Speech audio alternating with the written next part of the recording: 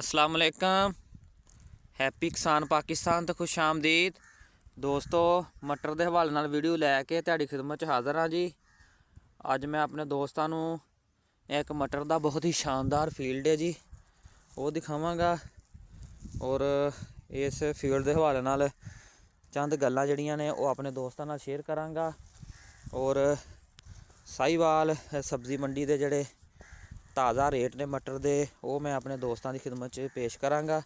लो जी दोस्तों, ये 7 नवंबर के मटर लगे हुए हैं जी और अज तकरीबन 50 दिन के 50-51 दिन के हो चुके हैं और माशाअल्लाह तुसी खेत जड़ा दे सकते हो जी।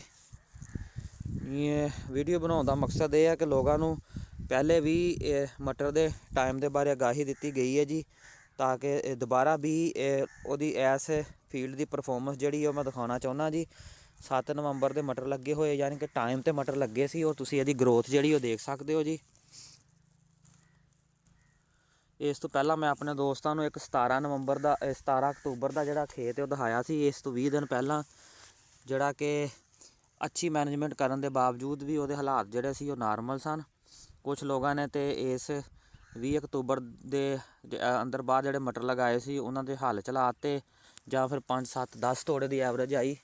लो जी दोस्तों, यह मटर ने जोड़े भरपूर पैदावार जोड़े इंशाअल्लाह ताला देणगे और ये प्लांटर के नाल मकई वाले प्लांटर के नाल लगे हुए मटर ने 30 किलो बीज जोड़ा है वो पर एकड़ के हिसाब नाल इस्तेमाल किया गया जी। 30 किलो बीज और प्लांटर के नाल लगे ने और यह जोड़ा बीज है ये भी 6000 रुपया मन के हिसाब नाल डायरैक्ट जिमीदार को लिया सी और तुसी उसकी परफॉर्मेंस जी वो देख सकते हो जी। और यह जी मौसमी सूरत हाल बनी है ये तकरीबन 1 माह होर लैणगे, 1 माह तो बाद इन्हां दी पिकिंग जी शुरू होएगी। बहरहाल इंशाअल्लाह ताला ये भरपूर पिकिंग जी है वो देणगे।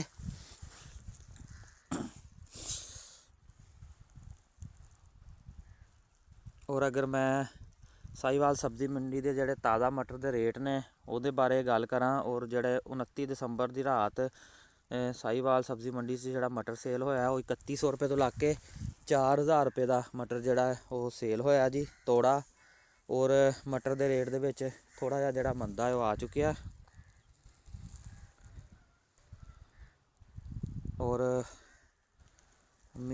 देखने जी आने वाले दिनों के मटर का जोड़ा रेट है वो किस तरह रहिंदा।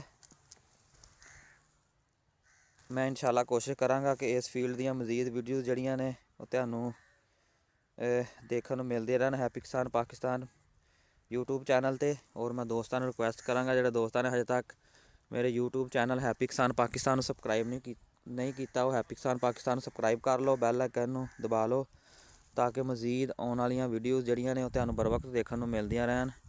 अल्लाह हाफिज़।